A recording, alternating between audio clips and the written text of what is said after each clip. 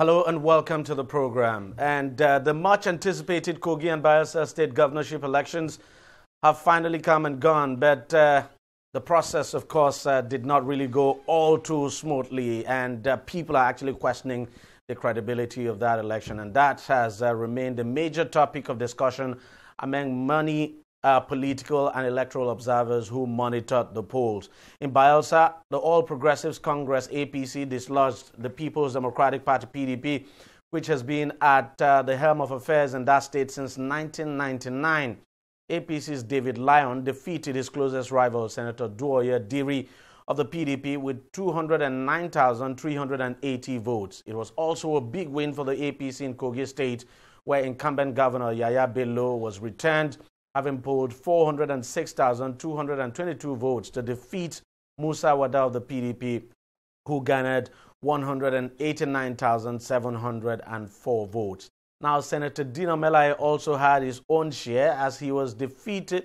Well, I wouldn't say defeated now, but that election was actually declared inconclusive. But Senator Dino Melaye is actually trailing in the election, and INEC has actually fixed the date now for the conclusion of that election. I think INEC says November the 30th. But as we speak, Smart Adeyemi actually got, well, the difference now between Smart Adeyemi's vote and, of course, that of Dino Melaye's vote is about 20,570 votes. But then that number is actually less, far less than the number of invalid votes and the number of people who are not allowed to vote, so to speak. And that's the reason why INEC declared the election inconclusive, and that's the reason why there would be some kind of rerun now on November the 30th that will serve as the conclusion of the process. Now, let's talk more about these elections. I'm now being joined on the program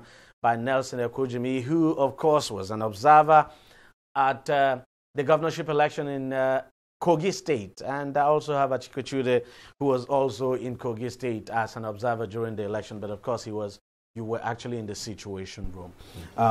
Let me start with you. You were in the field. You saw things. How would you rate the election?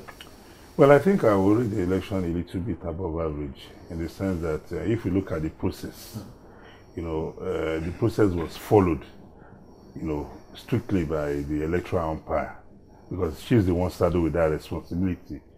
You have situations whereby the electoral umpire arrived early in some local governments, while in some, they arrived a little bit late. And the beauty of it was that this time around we had less or even zero reportage of malfunction of the e-card reader. And but unfortunately, the sad part of it is the violence that that occurred in some polling stations across the state.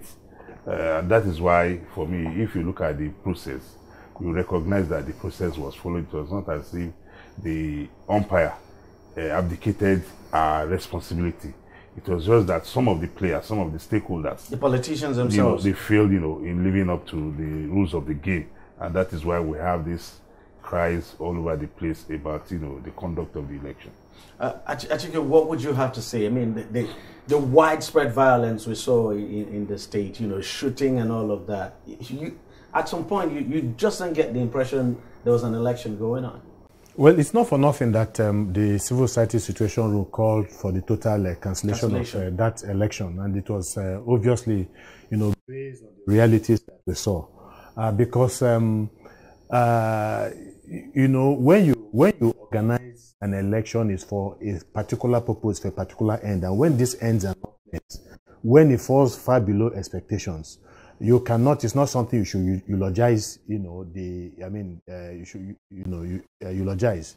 The reality is that the modest gains that were made in 2015 election, it wasn't perfect, but there were gains in 2015.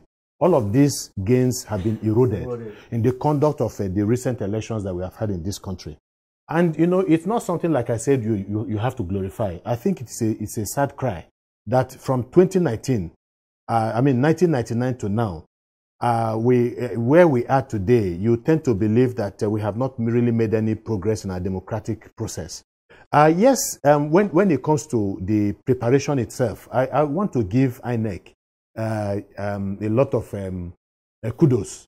In terms of preparation, I think they got their act right. In terms of getting their people, the ad hoc staff, to the polling units in the morning, I think they also got it right. There were a few delays, and the delays of not more than 1 hour in most places. The conduct by the people themselves was encouraging.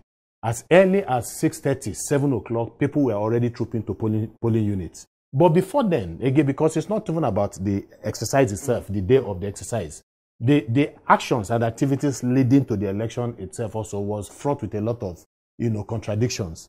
There were acts of intimidation.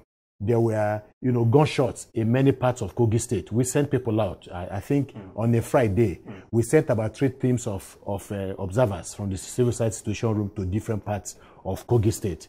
And we saw that we had a meeting with over maybe 30 different civil society organizations. And that was on Thursday or Friday before the election. And we are getting reports from virtually every local government was represented in that meeting. And we're having reports from everywhere. And of course, as at that time, the reports were very negative.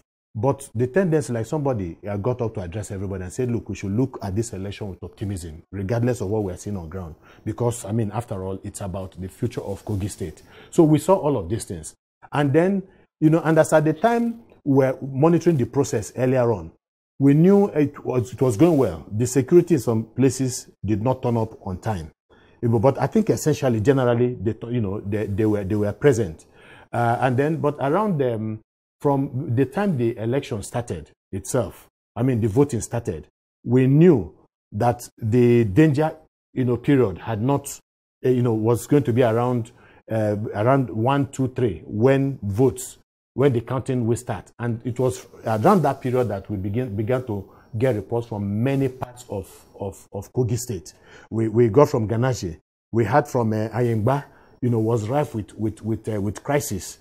We had even in Kogi, I mean Lokoja itself, the metropolis, we had issues in so many places. In fact, in one of the polling units, I think Muslim Community School, I can't remember the exact polling number now, the deputy director, or the director general of media and publicity of the governor came in a convoy of about 9 vehicles, harassing people, voters. I mean, a lot of people were there. And in the process, a member of the civil society situation room, his phone was seized.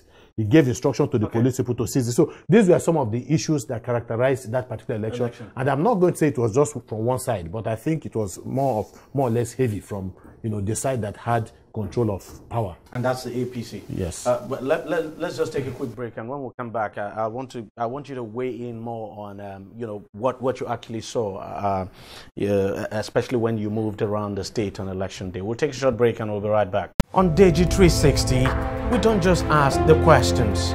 What is wrong with amending the Constitution the way the National Assembly members have been doing it? We seek answers.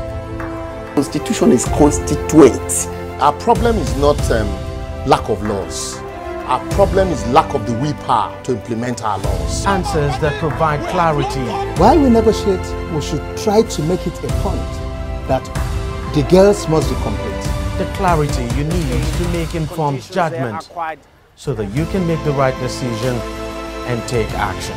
People are saying it is you politicians that are responsible for this, that you are the reason why this is happening. All these dollars that call themselves governors in this country. I wish we had people like Tony at the National Assembly. God forbid that I go to join that DEJI 360, providing clarity to issues. Now, welcome back. We're still talking about the Kogi election. And let me just say this. A coalition of over 400 civil rights organizations under the aegis of Transition Monitoring Group has also said it will write the International Criminal Court and other organs of the United Nations to register their complaints about the violence and killings which trailed the recent elections, especially that of Kogi State, because we didn't have that violence in Bayelsa. Now, to further discuss this, I still have Nelson Okunjimi here, and of course Achike Chude.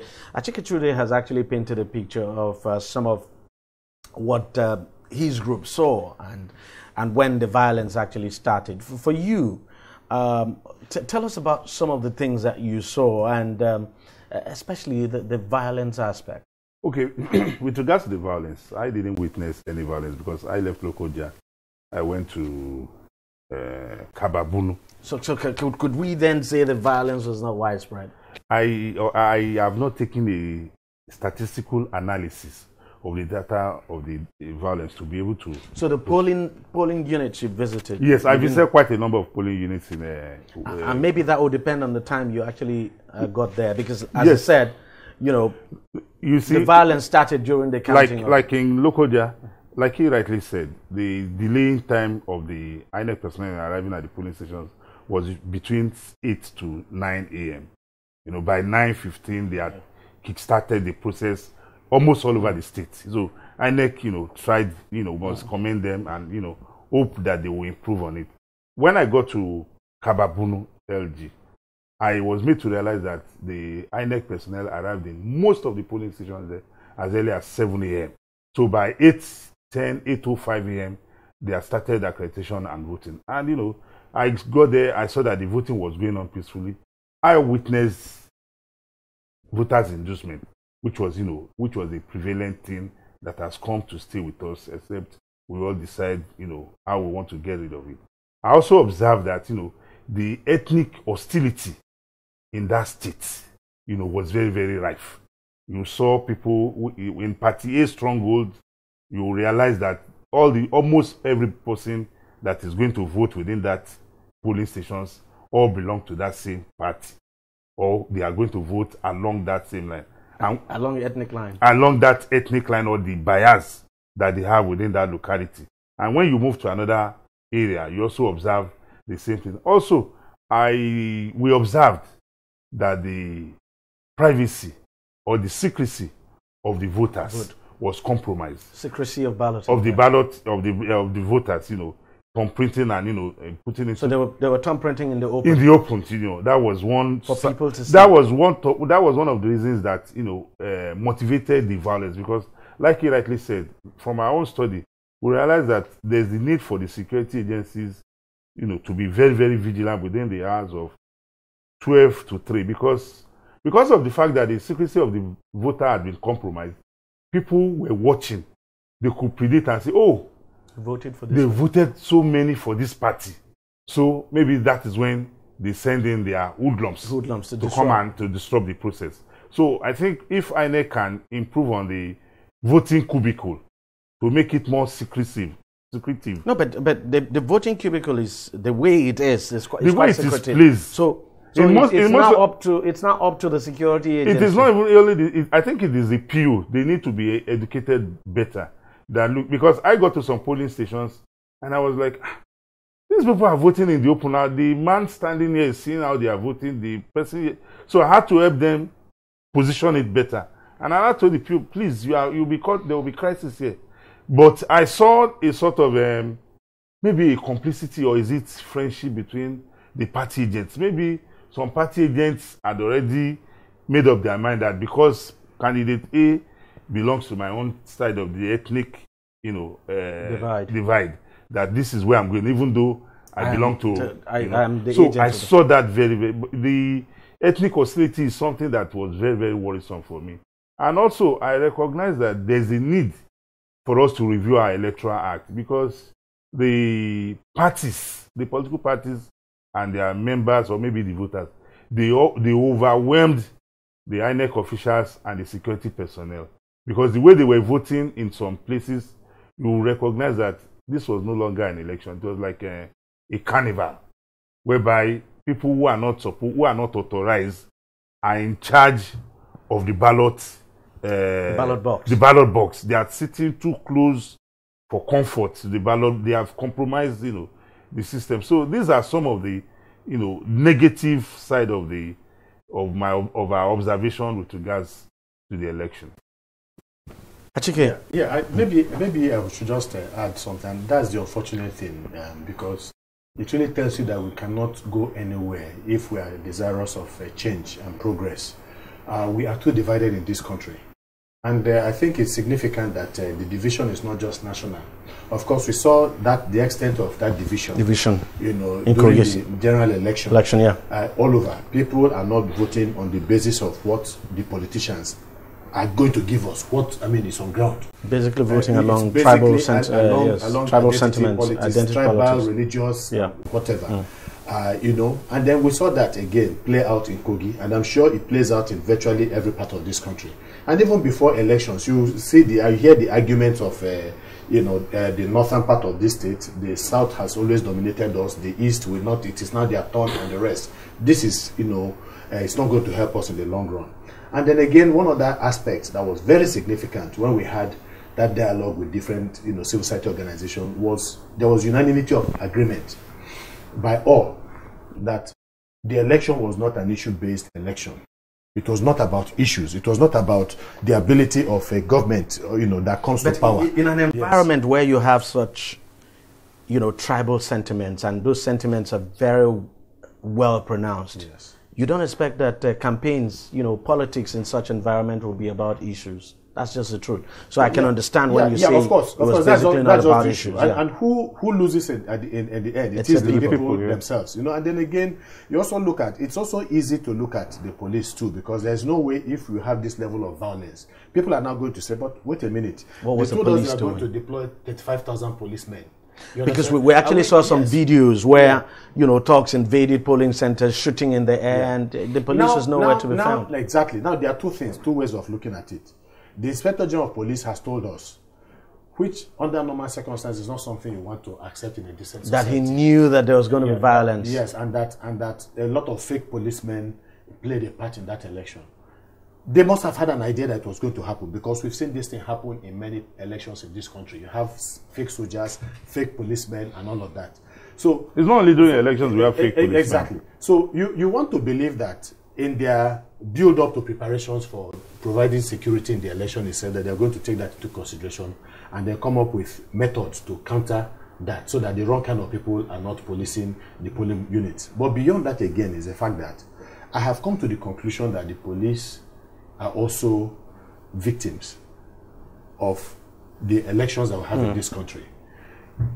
They do not have the power that people feel they have, in the sense that, look, it's all about interest. It's all about political interest. So when a policeman, for instance, even a commissioner of police also knows that there's a thinking in a particular direction by the political class, in the first place, he's subservient to them. They determine his future and his career path. And then, and that does not always have to do with the state, because we've had state abuse of power, you know, in virtually every election, depending on the state or the party that's in power. But he also wants to know what the body language at the center is, at the federal level is. And so you find a situation where, for instance, people from a particular side are perpetrating some electoral malpractice that they are going to gain from. And he knows that if he intervenes, he's going to end up displeasing some people that, you understand? So he doesn't want to give all. Because I can tell you that I do not believe that the hoodlums have the capacity to overwhelm the police that you see. So fine, the policemen that you send into the polling units themselves are not armed. So there's very little they can do when you have these armed hoodlums, you know, coming there to cause problems. There's nothing those ones can do except to run if the hoodlums are armed. But there are also, we were told that there is another, you know, set of police people who are armed outside the perimeter of the voting area, who can be called upon, you know, in a moment of emergency. We did not see that happen. Okay, both elections, because, I mean, we've just been talking about Kogi now. Bayelsa too, we saw how it played out. There was no violence in Bayelsa. We didn't see any violence. And, of course, people came out to say for the very first time, especially in that area called Southern Ijaw, that nobody was killed, that it was very peaceful. But there have also been allegations that, look, the reason everything was peaceful was because, you know, there was some kind of collusion, and that voting did not take place in quite a number of places, that results are actually reaching. But let's look at both elections now, for both of you now, and I'll start with you, Nelson. Which of the two elections would you say reflected the will of the people? I think both did, because some of the complaints... Despite the complaints? Yes, despite the complaints, because, you know, as an observer, you cannot be everywhere. Even while observing the election, you listen to radio reports, you know, radio stations where, you know, people were calling in, making observations and what have you. But, you know, we had some results that you want to question. But even in questioning it, the question that should be thrown to one is that, do you have the facts, you know, to substantiate your suspicion? You know, you are just hazarding a guess. You know, because with human beings, anything is possible. You just talked about the police being the victim. We must also not forget that the policemen or the civil defense are human beings like you and I. They don't have two lives. I saw some videos where when gunshots, you know, were being, you know, unleashed, even the policemen at the police stations had to run for their life because, you know, he has to save his life first. Then you also talked about the challenge of the hoodlums. I think during the election we had reports of in some places where there was exchange of guns between the security forces and the hoodlums. And don't also forget that on election day, the deployment of the security is not to go and attack. It's just to scare. Because at the end of the day, if there's any violence and the security apparatus should, you know, go full swing, the voters' safety, you know, could be, if not only the voters, everybody's safety would have been compromised. So that is for that. So for me, I think the election outcome, I want to believe strongly, except if anybody has proof to substantiate that the outcome, you know, reflected how the... Okay, let me just say this. I think the Bayelsa result, in spite of the chicanery that went in there and all the other, you know, contradictions of that election, I think the Bayelsa election spoke more about the will of the people. For so many reasons. And again, when you look at it, you are looking at two similar scenarios in both Bayelsa State and Kogi State, where you had, in terms of public perception, governments that had not lived up to expectation, and not virtually every sphere of governance, and were therefore not popular among the people, on behalf of the people, in spite of identity politics that is played. Now, and that is what we saw in Bayelsa State. Again, you know, the PDP has been kind of entrenched in Bayelsa State, just like you said, from 1999. So you would expect that the strictures that we have seen, that we saw in this election, would not, you know, have been there. But the reality is that the people over time have been disillusioned. In fact, I spoke with somebody, you know, a member of Civil Society Situation Group in Bayelsa State, who gave an analysis of what happened in that election, and he broke it down ultimately to the fact that, look, it's about the governor, it's about the candidates, you know, that were presented by the PDP and the APC. And he also, you know, compared what happened, for instance, in Bayelsa, I mean, in terms of governance, to Bayelsa and the Ebonyi State. And he said, look, Ebonyi State, how much is Ebonyi State getting in terms of revenue? But go to Ebonyi State and you see what they have been able to do with the little revenue. And then Bayelsa State, the same situation, you know, and yet getting more in terms of revenue. Done anything. And then again, the former, you know, president also, whether people liked it or not, was a factor too, you know, to a very large extent. And he was also not happy. He was, I mean, the conduct of the governor, Dixon did not endear the president to him in terms of what he's been able to do. So these are the factors that played out. Now it translated to that to the election, to the result. You can see the disparity, you know, between both numbers for the PDP and the APC. We have a governor, in fact, one of the most notorious governors in this country, in terms of when it comes to inability to pay worker salaries and pensions in Kogi State. It has been a recurring decimal for the past 3 years. People have been crying. You know, like I said, the most notorious of virtually all the governors in the country, and people are not happy. The economy of Kogi State too it's not really nothing to write home about, and all of that. And then the people now come in, even in spite of their identity politics, have this man elected. Of course, the reality was that, seriously, such a huge margin. I have talked about, difficult to explain. You see, I have talked about, the abuse of state power. We see this in virtually every election in this country. If it's at the federal level, if it's at the state level, and so on, across political parties. So I think that also played. The reality was that the attacks before that election itself were mostly in PDP-dominated areas. This was what we got from people from across the local government area. So the tactics was to intimidate, people from that particular voting area so that they will not come out, or even if, and then on the day of the election itself, because these were places that you expected lots of votes to come from, in terms of, if it's in terms of the districts, in terms of the division of votes of the where the governor is coming from, and then his opposite number Wada, in terms of the numbers, it's on the other side. But ultimately, at the end of the day, we have seen how this thing turned out. So if you ask me, the election that closely resembled or reflected, just like you asked, the will of the people is that of Bayelsa State. But not definitely that of not that of Kogi State. Kogi State. Very quickly now, because we have to wrap up very quickly. What do you think we need to do to, to avoid all of this happening again? Because after every election, we sit down to talk about the problems and challenges. What do we need to do? What system do we need to evolve? And it's not just enough to, after every election, you amend your electoral act. Now we're talking about amendment of the electoral act after every election.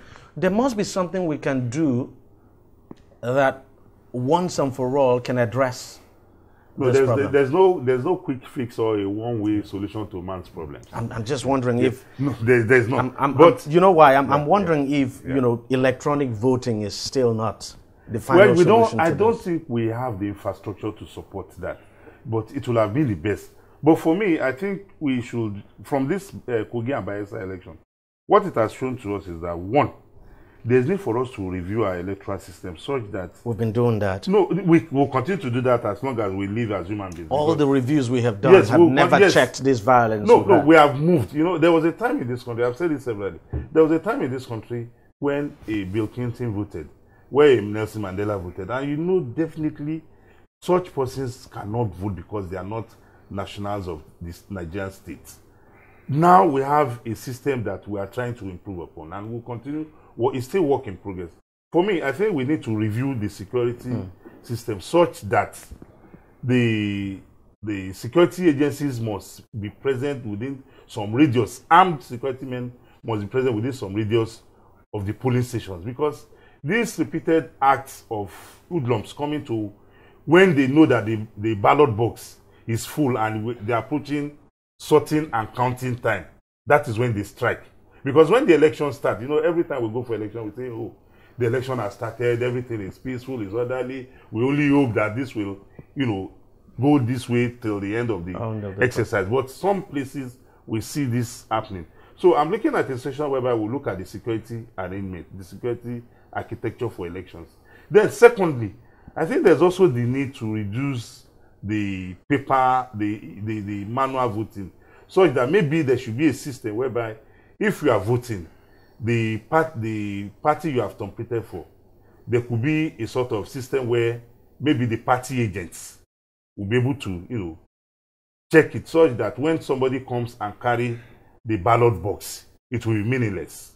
That is also very, very critical. No. Let me just say that's this. A bit controversial. Let me just say this. We are in the age of technology. Exactly. And so there is a system that is being used by the network providers, biometrics and all that. We have that now when it comes to driving licenses today. We have that in many aspects of our national life. And we have ATMs. Exactly. Working all over the country, including in villages and all that. So I think it's about a desire, to want to do the right thing. But do not also forget that the politicians are ahead of all of us, and that is why we are all in problem. The reality is that we have not decided, and let me just use, the elites. Elitist is called elitist negotiation, the elitist bargaining. The elites in this country have not decided what they want to do with the country. Right now, their proclivity and inclination has been for personal aggrandizement, parochial, attitudes that ultimately do not do anybody any good in this country. I can tell you that there is nothing new, seriously. It's about the will, the political will. You have the will to want to do the right thing. But again, it's about putting a structure that favors a particular group of politicians, especially those who are in charge, who are running the country. Whether it is the PDP, they'll put in their own structure. Whether it is the AP, they also put in their own structure. But I think there is something that was telling. When that election, was it in 2007, the election that brought Yar'Adua to power? He came in and said, look, he understands. Yeah, I mean, look, I'm a beneficiary of this election, but this election was badly run. It was not the right kind. I know, I'm aware, I benefited from it, but we need to do something about it. Now, that is statesmanship. No, but that is looking. See. Yes. What I'm saying is, look, we all know something needs to be done, but what do we do? So I'm there. First of all, there has to be an acknowledgement. Again, like I've told you, there's no elite bargaining in this country and negotiation. They have not been able to do that. But then, a leadership can come. Do you think we should move towards technology? No, we have to. That's what I'm saying. Two things. But it's not just about technology itself. You understand? It's also about the structure, because it is through policy that you put the structures in place. Now, people have talked about the process of appointing the chairman of INEC, national chairman of INEC, who is going to be an umpire in which a president is going to take part in. People have talked about first-line charges, making sure that INEC is truly dependent. These things are also critical. Look, those things are important, no doubt. They're important. Yeah, they're important, no doubt. But you know, what I'm saying is, in terms of the violence we see on election day and what have you, look, whoever the chairman is would not be there on election day anyway. The violence. I can tell you. Yeah. Just hold on. The violence we see, whether we like it or not, the role of the INEC chairman in the governorship election is more or less nominal, so to speak, if you ask me. At the end of the day, it's quite nominal. But the actual violence we see on the ground, that's what I'm saying. Because if you do not address the voting process, the fact is that in the long run, you could end up with a situation where people will never want to come out. Let me now ask you, who are those that are responsible for the violence? It is the politicians. They are the biggest stakeholders in an election. They are the ones that have spent the money. They are the ones that have interests to protect. So they are the politicians.